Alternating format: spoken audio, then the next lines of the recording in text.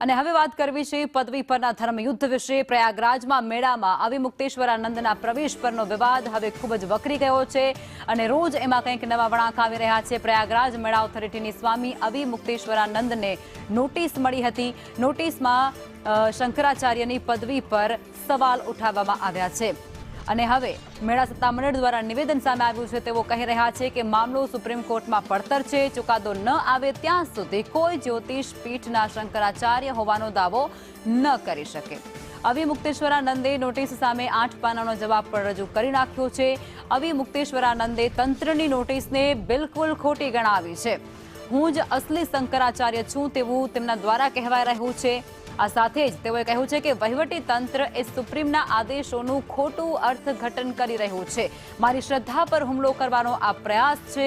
Police પોતાના ગેરવર્તન બદલ માફી માંગે તેવું અવિમુક્તેશ્વરાનંદ દ્વારા કહેવામાં આવી રહ્યું છે।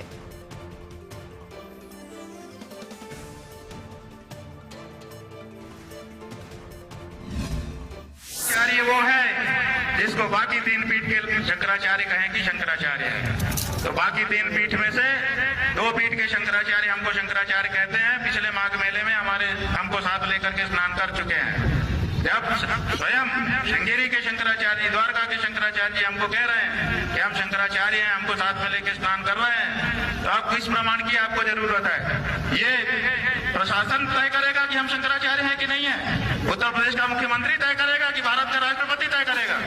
भारत के राष्ट्रपति को भी अधिकार नहीं है कि वो तय करे कि कौन शंकराचार्य है। शंकराचार्य का निर्णय शंकराचार्य करते हैं और हम निर्णित हैं।